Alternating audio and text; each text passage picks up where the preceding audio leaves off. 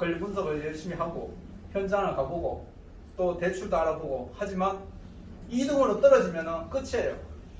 제가 예전에 그 200억 가까이 되는 상가를 90억까지 떨어져가지고 그게 굉장히 복잡하거든요. 홈플러스 마트도 들어있고 뭐 일반 학원도 들어있고 휴대폰 매장 뭐 일반 상가들이 50개가 넘어요. 그리고 위에는 골프 연습장, 인도어 골프 연습장이 있고 그런 상가였어요. 근데 그게 복잡한 권리 분석 때문에 90억까지 떨어진 거죠. 그래서 그걸 제가 대출을 알아보고 또 이거 인수해야 할 권리 이거 명도해야 될 거, 예. 또 어떤 식으로 할까 계속 2달 동안 이제 알아보고 준비하고 대출까지 완벽하게 다 해놨거든요. 근데 그 상가를 제가 왜 하려고 했냐면 거기가 이제 대구에서 이제 개발이 된 지역이다 보니까 은행들이 입점을 이제 각 사거리 하잖아요. 근데 신한은행이 늦게 입점을 하다 보니까 사거리 코너에 없어서 제가 아는 지점장님이 2층으로 간 거예요. 신한은행이. 그래서 내가 그 상가를 낙찰받으면 1층으로 오겠다. 그때 보증금을 20억 건다 했어요. 그리고 내가 거기에 낙찰받았을 때 대출을 기업은행 비산동 지점에서 90% 확답을 받아놨습니다. 그러면은 제 돈이 한 10억 들어가도 보증금만 20억 받고 그리고 홈플러스 마트가 있거든요. 거기에도 보증금이 한 20억 있었어요. 그러면은 돈이 낙찰을 받아서 바로 나왔잖아요. 그래서 분석하고 다 했는데 보니까 우리 이제 직원들하고 실제하고 보니까 이거 아무도 안 들어옵니다. 대표님 그냥 뭐 편안하게 있으시면 될 것 같습니다. 그런데 그때 그 우리 회사에 이사가 일부 자금을 투입한 사람이 있었는데 그 사람이 아무도 안 들어옵니다. 계속 얘기를 해서 내가 한 5억만 더 적으면 되는데 싶었는데 조금 낮춰가지고 2등으로 떨어졌는 거예요. 그러면 어떻게 돼요? 이때까지 모아둔 게 물거품이 되는 거야. 내가 그런 경우를 몇 번 겪었어요. 그리고 또 NPL을 하면서도 이제 이게 진짜 좋은 물건들을 제가 놓친 게 있거든요.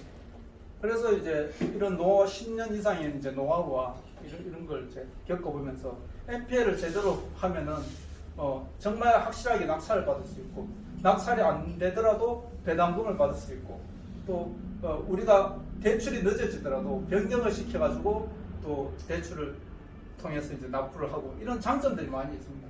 그래서 이제 경매를 공부하고 막 열심히 노력하고 해도 실제적으로 경쟁자가 많기 때문에 실제로 낙찰받을 확률도 별로 없고 그리고 또 만약에 2등으로 떨어지면 모든 노력이 헛수가 되는 거예요. 근데 이제 NPL은 그런 면에서 아주 장점이 많아요. 이게 낙찰을 우리가 받는다 하더라도 대출이 안 되면 어떻게 돼요? 그 법원에서 보증금이 몰치되지 않습니까? 근데 NPL은 우리가 채권을 1수위 채권을 가지고 있기 때문에 유동하고 협상을 해서 론세일 같은 경우는 우리 마음대로 하는 거고 채무인수 경우에도 얘기를 해서 변경을 시킬 수 있어요.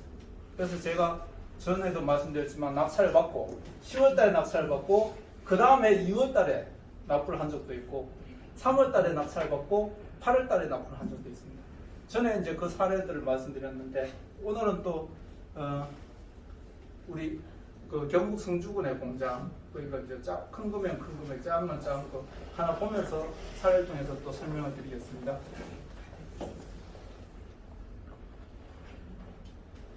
여기 보면은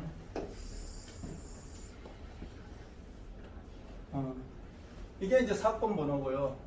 이제 19타기라는 말은 19년도에 경매가 시작되었다. 근데 여러분들이 이제 19년도 경매가 시작되면 19년도에 낙찰이 된다고 생각하는데 이게 보통 물건이 넘어오면 예정 물건을 넘어가는 데까지 몇 개월이 걸려요.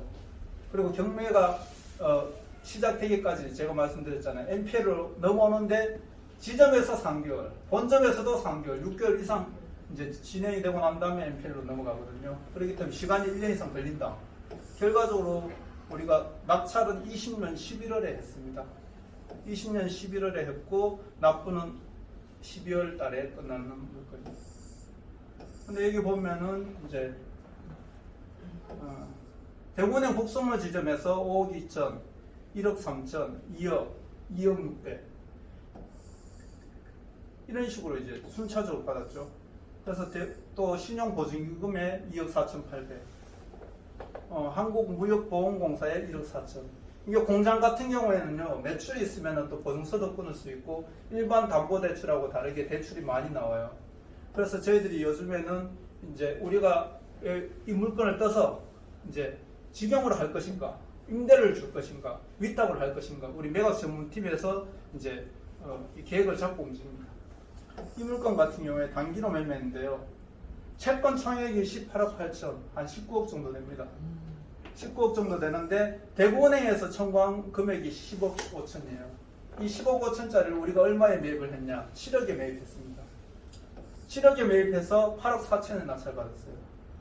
그래서 이제 경매가 종결이 된 거죠. 사건은 이렇습니다. 여기 보면은 감정가가 총 감정금액이 12억이에요.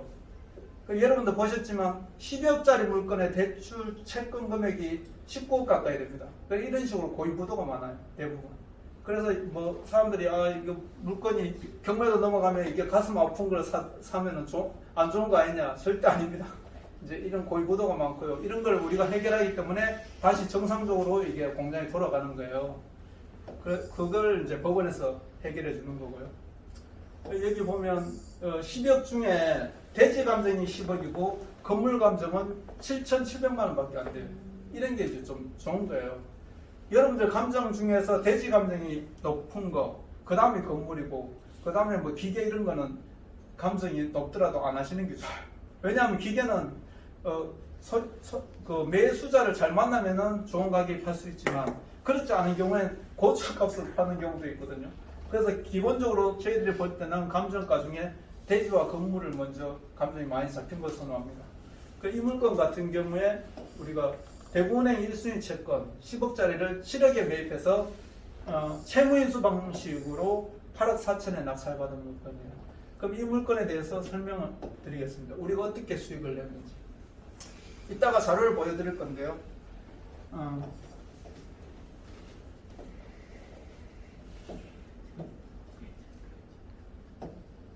자, 이 공장의 감정 가격이 12.4억이에요. 근데 1순위가 아까 얼마 있었다 했죠? 한 10억 정도. 10억 정도 대구은행에 채권이 있어요. 근데 이 채권을 제가 채무인수 사후정산 방식으로 7억에 매입을 했다고 했죠. 7억에 매입했는데 낙찰가가 아까 얼마였죠? 8억 4천. 왜 8억 4천이냐? 유동화 회사 중에 유한코는 120%나 125%를 주로 결정해요. 그 말이 뭐냐면 우리가 7억에 매입하면 7억에 곱하기 1.2나 곱하기 1.25로 낙찰 가격을 정합니다. 그래서 이게 7억에 120% 하면 8억 4천 나오죠. 그래서 우리가 8.4억을 낙찰받은 거예요.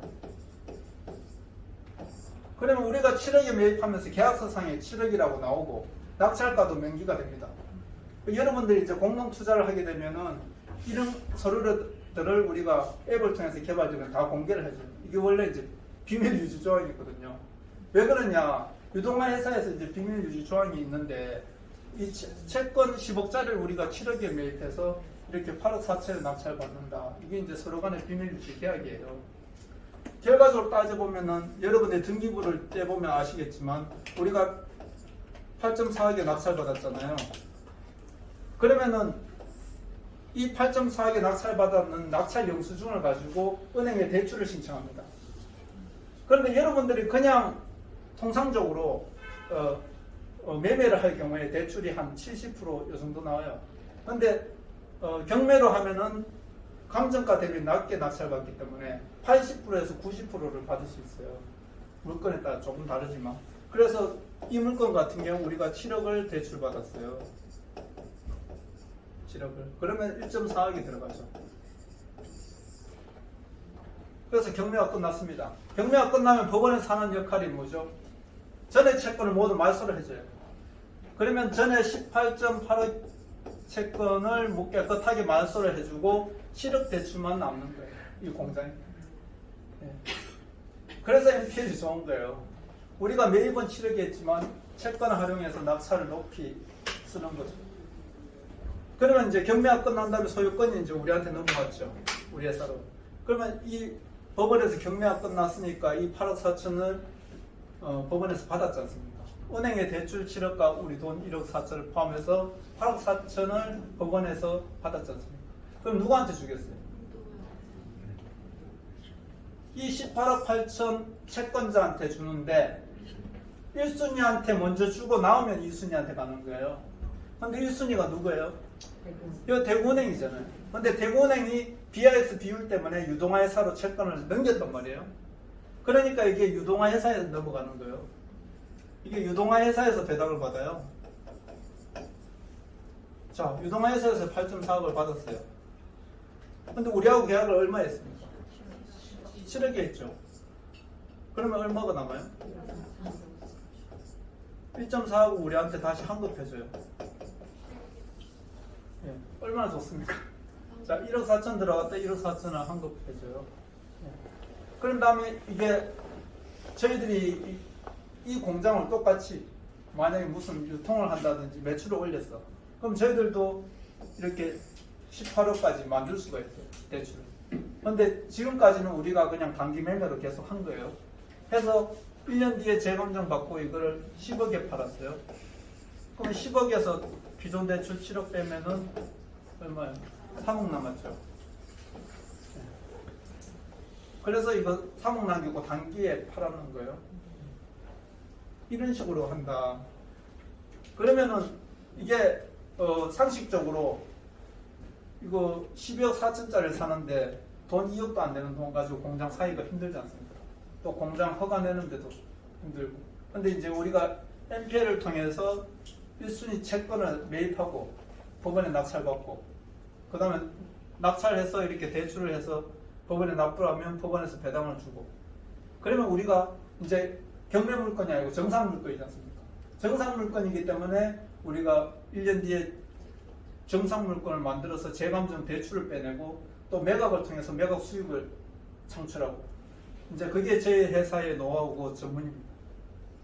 그래서 좀 전에 이제 말씀드렸듯이 NPL은 여러분들이 공부를 해보면은 장점이 굉장히 많습니다. 제가 말씀드렸죠. 이게 법원의 경매가 끝나면 환급 받는 것도 있지만 낙찰이 되면은 법원에서 어떻게 해요? 대금을 납부하라고 납부 통지서를 발송합니다. 그런데 기한을 보통 한 달 반 정도 줘요. 근데 어떤 뭐 권리 분석이라든지 아니면 그 법인이나 개인의 신용도 때문에 대출이 생각보다 적게 나올 수 있고 지연될 수가 있었습니다. 그럼 일반 사람들은 그 기한을 못 맞추면 어떻게 돼요? 자기가 납부한 보증금이 몰치가 돼요. 예, 몰치가 됩니다. 그런데 우리는 그런 경우에 어떻게 된다 했어요? 유동하고 협상해서 다음 경매기를 변경을 시키는 거예요. 예. 제가 변경을 3번까지도 해봤거든요. 예. 변경을 시키기 때문에 그런 문제들을 해결하고 대출을 해서 잔금 납부를 하면 끝나는 거예요. 예. 그래서 어떤 사람들은 우리가 좀 지연이 돼가지고 경매 날짜가 잡히면 이거 경매가 날짜가 다시 잡혔는데요. 걱정을 나는 전혀 안 해도 된다. 예. 왜냐? 대출을 진행하다가 조금 늦어지면은 우리 변경시키면 되니까. 예. 그런 장점이 있습니다.